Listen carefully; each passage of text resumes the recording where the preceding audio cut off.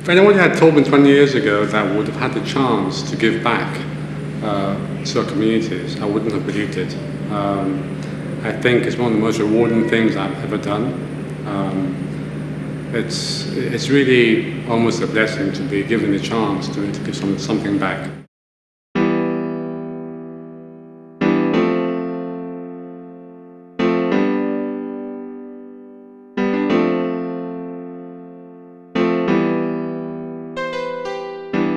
The foundation was based on initially charity in terms of giving back from where you have taken, and but as time has gone on and as we have transformed, it has become a way of life. It has become a way whereby we don't feel comfortable just taking without sharing. Talking to my other partners, Dr. Tonya and Adi, and they sharing a similar vision of corporate social responsibility and giving to people. I mean, it was a no-brainer. But we didn't want to give back in the way that people normally give back, which basically didn't seem to make sense. You just build a hospital or build a school and you walk away. It's about ensuring being your brother's keeper, and I think if you look at all the religions in life, the first thing they respect is loving your neighbor even more than yourself, and I think that's what the foundation has taught us to be. At the time of doing this, it was almost like a personal agenda that you had to do this. There was no firm structure around it. Just take your 5%, look for projects that you could invest in, that you could touch, and you go ahead and deal with that. In Sahara, I would say we've done a first. No one else, which I know, has been able to achieve this. Rather than just look at it as a corporate social responsibility agenda, we have actually taken it now as a personal before corporate social responsibility agenda. That way it is embedded in our DNA. It is done the way we look at it as our way of life, and it is our way of life. We look at it as what makes us be who we are. And for generations to come thereafter, we hope and we know they would probably do better than we have. I know we've been able to make quite large impacts on people's lives with just simple interventions. And that's where we started forming the strategy around what type of projects we would go after. The guinea worm eradication project started. The mere fact that if you went into a village and you put one borehole, long after the guinea worm is eradicated, there are certain benefits that accrue to it. First of all, the people stop going to the stream, they stop drinking polluted water. They have clean water that begins to develop a community long after. Health is improved. And there's so much more that happens just because you put a borehole. Sahara, in its own super way, wherever there's a need, will be there. Indeed. How do we manage this in a lean and mean way?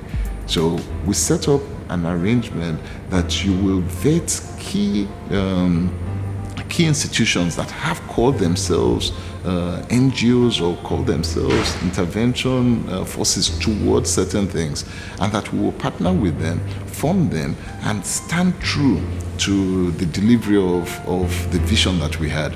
We were very clear about what we wanted to do, so we were able to streamline into those areas. At Sahara, like we call it PCSR, not just CSR. It was just a winner from the start. It was a fait accompli from the start.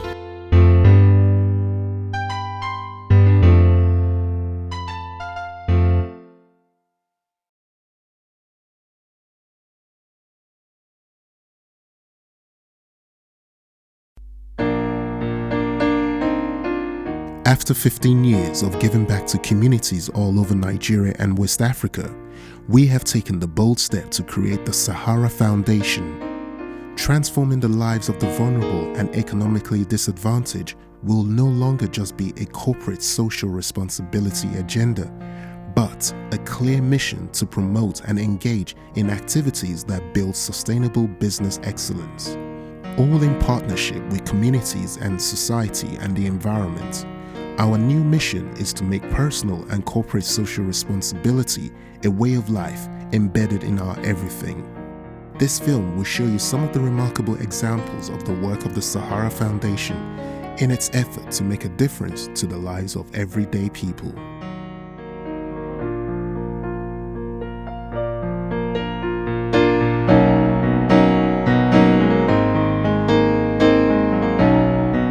This is the main town hall of Lalukon, a small rural community in Oyo State where Sahara is rolling out its Sight for All program. It is an intervention program aimed at providing free eye care and surgeries to the local community. As part of our commitment to improved healthcare, we believe that communities such as Lalukon have a better chance of thriving if we can eliminate preventable blindness and eye diseases. We see these 200 people, we take their eye examination, we take their VA, their visual acuity tests, they see the doctors, the people that need glasses get glasses, the people that we get the drugs, get drugs. People that have minor eye issues will be treated. Even in this program, we are incorporating children to be involved in the program. So we are actually going to do at least 5 cataract surgeries and other surgeries for some children at the UCH.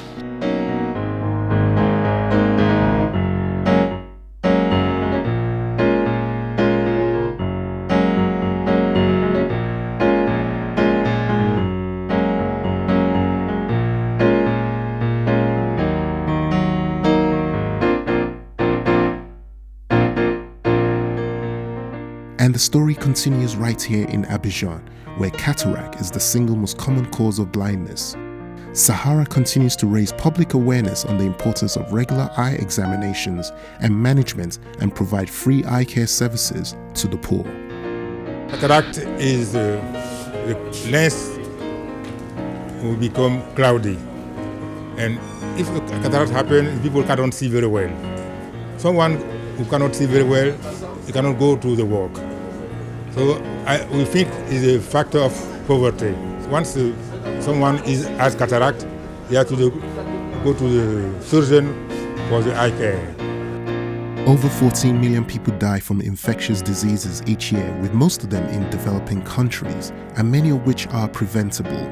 This is the reason why Sahara is determined to see the end of diseases like cataract with programs like Sight for All and the World Sight Day celebration in Ghana.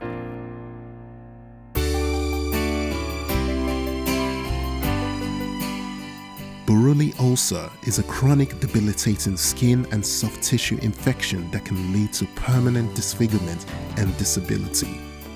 With nearly half of those infected being children under 15, a combination of antibiotics can be used to treat this often neglected disease effectively.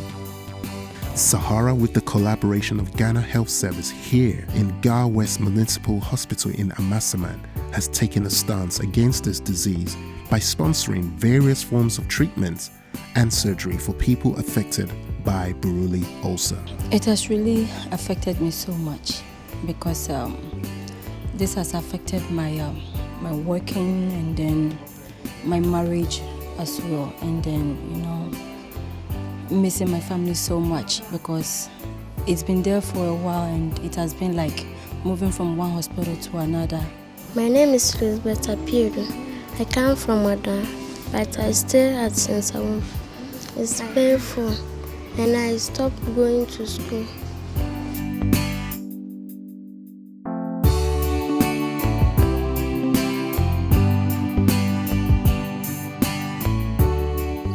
I really thank you so much, Sahara Group, for your help and your concern. I really want to say I'm really grateful, and this has really changed my life, and I'm so much happy. I'm a very happy girl right now, hoping that from here I'm going straight to my marital home. I want to say I'm really happy. God richly bless you. Thank you very much, Sahara Group.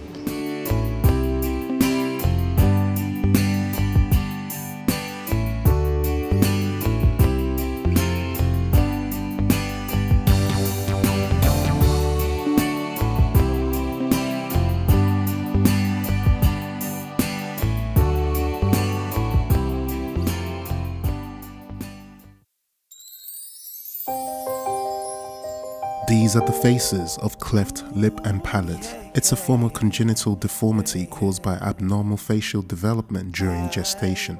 Approximately 1 in 700 children are born with this condition, and it can be treated successfully with surgery, especially soon after birth. With the intervention of Sahara and the Hughes Foundation, this is the story of those who have undergone this remarkable surgery. So many people because one expects to be in It's not talking well. I don't know why it's affecting the tongue. I cannot challenge my friends. Maybe they did something wrong. Perhaps I can't explain very well. It started all of a sudden, the whole of my nose turned red and it started developing. At the age of 3 years, I see that when the mother is feeding her, the food used to come through her nose. It is a congenital condition that has been caused by so many other factors which one can't even lay a hands on. Many things, particularly those involving the development of the child in the first 3 months of pregnancy, leading to a defect that creates a gap in the lip and a gap also in the upper palate of this patient, making them very, very weird looking, and also affecting the way they swallow their substances. But the social and psychological impact of this condition is even more far-reaching, as these patients are ostracized. Parents have refused to accept their children. And so with the help of the Hughes Foundation and of course Sahara, what is being done today is to start another mission which would allow us to carry out operation on 21 patients. As long as you would only call on me, my love is all that you would ever need. Call on me, la la la, la la la la la. I want to thank this God who have used Sahara Group to change my life today. And I keep saying that may the Lord in heaven keep rewarding them greatly. I don't know what to do to make you see that I am so in love with you.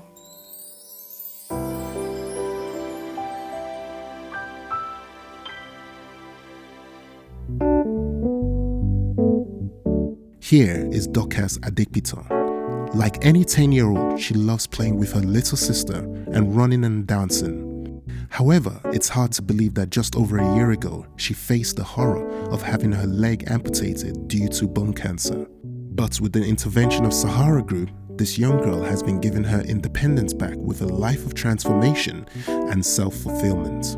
Under the scheme of what we do, we have what is called Refer a Child. So they got referred to us by a doctor, and we were told about their story. Afterwards, she was amputated, and we also reached out to them, and then we started the journey of trying to empower Dorcas by getting her prosthesis. Since she got the artificial leg, she has been moving on her own, depend on herself, going to school by herself, doing a lot of things. I like playing with my sister, and I like going to school by myself, and I like running. I couldn't do this before I had my new leg. I would like to say a big thank you to Sahara Group and Irede Foundation for being there for us. I really appreciate them. Thank you, and God bless you. Thank you. I really appreciate my new leg.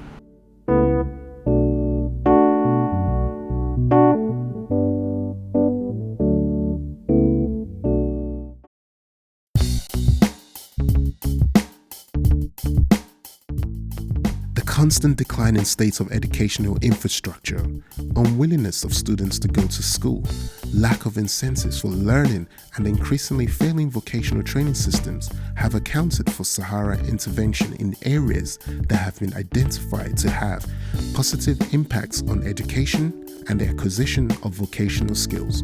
One of the many examples of this is our economic empowerment programs and our Green Energy Challenge. We know that there is a need to carry out our activities in a way that will have minimal impact on the environment. So that's why we are supporting green energy, and that's what we're accounting for this Green Energy Challenge. And also, one of our key focal areas is community development and economic empowerment.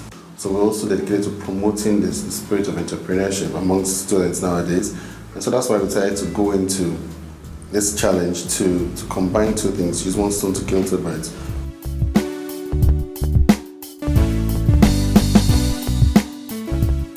Still on development, in Edo State, we actively seek opportunities to create strong alliances with our host communities to operate an efficient and cost-effective sustainable development program in Ajoki and Ajamimoha communities.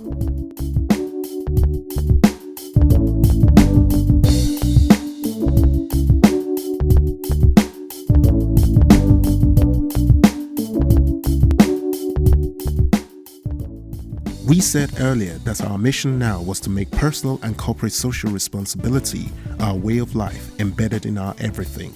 In the summer of 2013, and as part of our health mandate, Sahara staff volunteered their time in raising awareness for cancer and spending a day cleaning and sanitizing the environment in Ijora Oloye community.